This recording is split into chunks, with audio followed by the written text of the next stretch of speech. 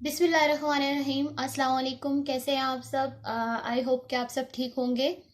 आज के लेक्चर में हम लोग सेंटेंस और इसके पार्ट्स को डिस्कस करेंगे। इससे इससे पहले हम लोग अपने पिछले लेक्चर्स में टेंसेस को डिटेल में डिस्कस कर चुके हैं और पार्ट्स ऑफ स्पीच को हम लोग डिटेल में डिस्कस कर चुके हैं। पहले पार्ट्स ऑफ स्पीच पे एक लेक्चर, फिर हर पार्ट पे अलग अलग उसको हम लोगों ने डिस्कस किया है। आज जो है वो हम लोग सेंटेंस और इसके पार्ट्स को डिस्कस करेंगे। टाइप्स और पार्ट्स को मिक्स मत कीजिएगा। टाइप्स अलग चीज है और इसके जो कंपोनेंट्स हैं सेंटेंस के या पार्ट्स हैं जिनसे मिल के सेंटेंस बनता है वो अलग चीज है। तो आज हम लोग सेंटेंस और इसके पार्ट्स को यानी कंपोनेंट्स को डिस्कस करेंगे। वो कंपोनेंट्स जिनको मिलके एक सेंटेंस, एक जुमला बनता है। तो सबसे पहले ये कि what is a sentence. Sentence क्या है? Sentence basically collection of word होता है जो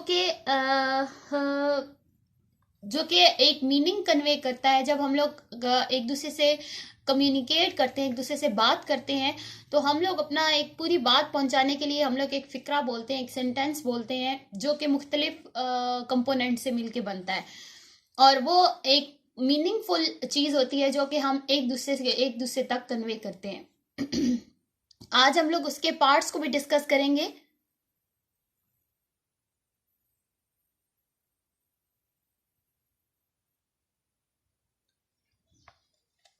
Major components of a sentence. There are basically 5 parts of a sentence or major components of the sentence. किसी भी सेंटेंस के 5 जो हैं वो बेसिक पार्ट्स हैं या कंपोनेंट्स कहने 5 कंपोनेंट्स हैं उसके। सबसे पहले हमारा है सब्जेक्ट। सब्जेक्ट यानी कि एक्शन डूअर, काम करने वाला। आगे हम इसको इन सब को अलग अलग करके डिटेल में डिस्कस करेंगे। Then predicate. प्रेडिकेट वर्ब का दूसरा नाम है। एन एक्शन, कोई सा भी काम। देन थर्ड पे आपका डायरेक्ट ऑब्जेक्ट। ऑब्जेक्ट आपका वो होता है that receives the action, action receiver. तो यानी कि एक्शन जिस पर काम किया जाए वो आपका ऑब्जेक्ट होता है। यहाँ पे डायरेक्ट ऑब्जेक्ट भी वही है जिस पे काम किया जाए।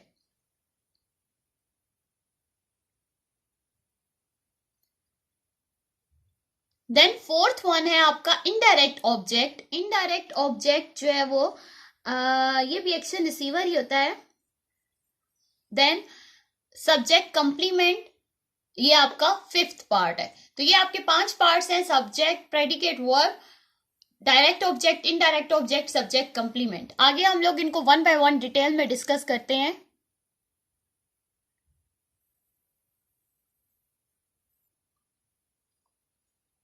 सबसे पहला कंपोनेंट है सब्जेक्ट। सब्जेक्ट यानी कि एन एक्शन डूअर, काम करने वाला। What or whom sentence is about, जिसके मुतालिक सेंटेंस है, जिसके मुतालिक वो पूरा फिक्रा है। उस जुमले में जो भी काम करने वाला है, आप कोई भी सेंटेंस बोलते हैं उसमें एक एक्शन डूअर होता है जो काम परफॉर्म कर रहा है, जो वो एक्शन परफॉर्म कर रहा है। तो वो एक्शन डूअर जो है वो हमारा सब्जेक्ट होता है। जो भी कोई भी काम करने वाला हमारा सब्जेक्ट होता है। सॉरी, अगर हम लोग इस सेंटेंस में देखें, अली बायज अ शॉप, अली एक दुकान खरीदता है। इसमें काम करने वाला कौन है, कौन काम परफॉर्म कर रहा है, कौन एक्शन परफॉर्म कर रहा है? अली परफॉर्म कर रहा है। तो यहाँ पे अली हमारा सब्जेक्ट होगा, एक्शन डूअर होगा जो कि काम, किसी भी एक्शन को परफॉर्म कर रहा है। तो या जिस पे पूरा सेंटेंस डिपेंड कर रहा है, जिससे रिलेटेड है पूरा सेंटेंस, तो यहाँ पे हमारा सब्जेक्ट अली होगा।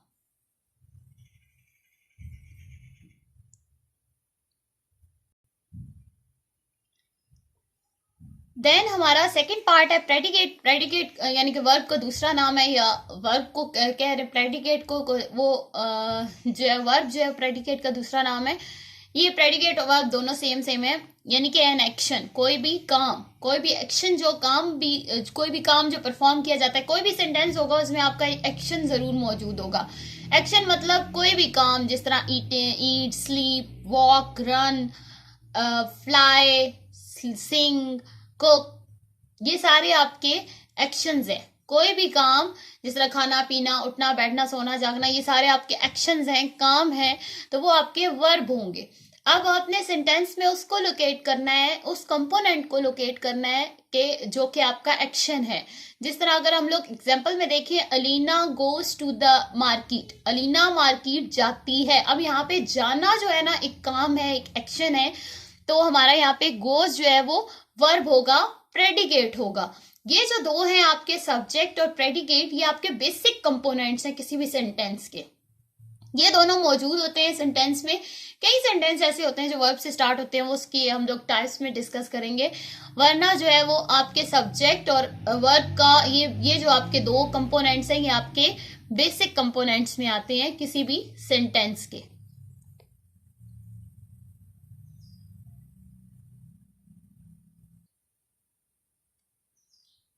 देन आपका थर्ड पार्ट जो है वो आपका डायरेक्ट ऑब्जेक्ट है।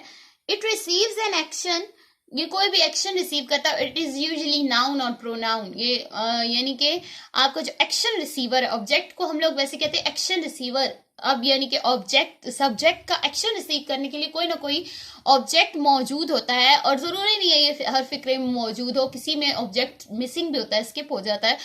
अब ऑब्जेक्ट वैसे आपका एक्शन रिसीवर है जो एक्शन रिसीव कर रहा है, और डायरेक्ट ऑब्जेक्ट जो है वो आपका एक्शन रिसीवर और ये किसी भी नाउन या प्रोनाउन की सूरत में होता है। एग्जाम्पल चेक कर लेते हैं। The man builds a house. अब अगर इस एग्जाम्पल को देखें तो इसमें काम करने वाला यानी एक्शन डूअर जो है, सब्जेक्ट जो है हमारा वो मैन है, काम करने वाला द मैन। अब इसमें एक्शन क्या परफॉर्म किया जा रहा है? बिल्ड्स, तामीर किया जा रहा है, बिल्ड किया जा रहा है, तो ये आपका एक्शन है, प्रेडिकेट है, वर्ब है। देन किस पे एक्शन परफॉर्म किया जा रहा है, किसको बिल्ड किया जा रहा है? आ हाउस, घर को बिल्ड किया जा रहा है, घर पे एक्शन परफॉर्म किया जा रहा है, तो आपका आ हाउस जो है वो आपका डायरेक्ट ऑब्जेक्ट है, क्योंकि ये एक्शन रिसीव कर रहा है, एक्शन रिसीवर है, तो इस वजह से ये आपका डायरेक्ट ऑब्जेक्ट। और अगर आप देखें तो ये नाउन की सूरत में है, तो आपका इस सेंटेंस में आ हाउस जो है वो आपका डायरेक्ट ऑब्जेक्ट होगा।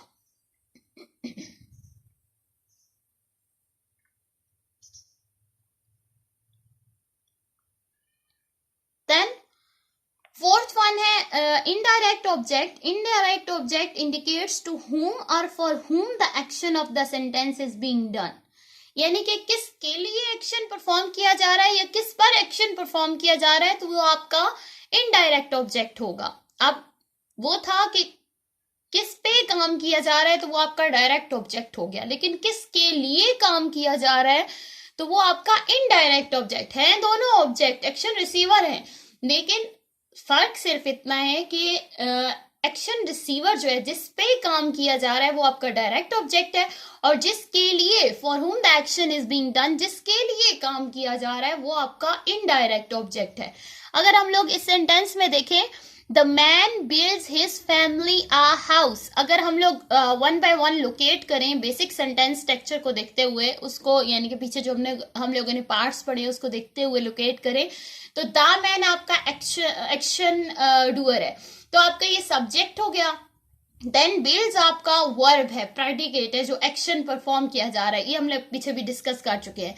देन हिज फैमिली, उसकी खानदान के लिए, उसकी फैमिली के लिए, तो ये आपका इनडायरेक्ट ऑब्जेक्ट है, क्योंकि ये वो लोग हैं जिनके लिए वो एक्शन परफॉर्म किया जा रहा है। देन आ हाउस, जिस पे एक्शन परफॉर्म किया जा रहा है, हाउस पे एक्शन परफॉर्म किया जा रहा है, उसको बिल्ड किया जा रहा है, तो आपका हाउस जो है वो डायरेक्ट ऑब्जेक्ट है। तो यहाँ पे इस लाइन में आपका हिज फैमिली इनडायरेक्ट ऑब्जेक्ट है। I hope you get my point. आपको थोड़ी सी वो इनडायरेक्ट और डायरेक्ट ऑब्जेक्ट की जो उसका डिफरेंस है वो समझ आ गया होगा।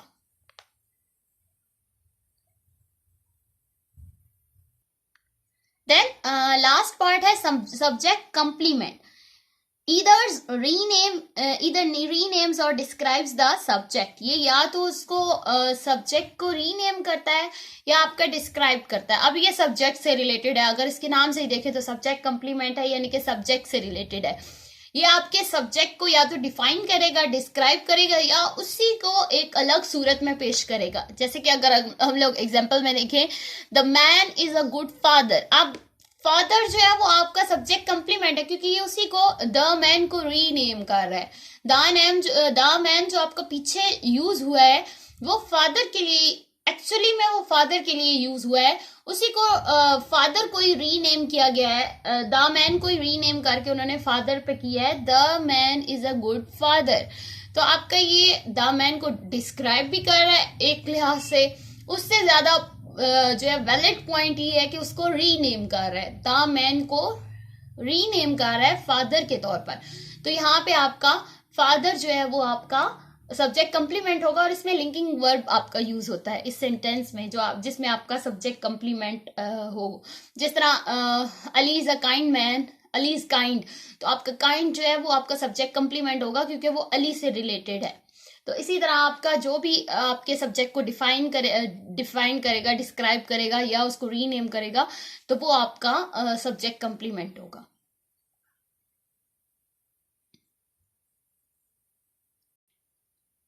आई होप आपने आज के लेक्चर से कुछ ना कुछ सीखा होगा। Don't forget to like, subscribe and share my channel.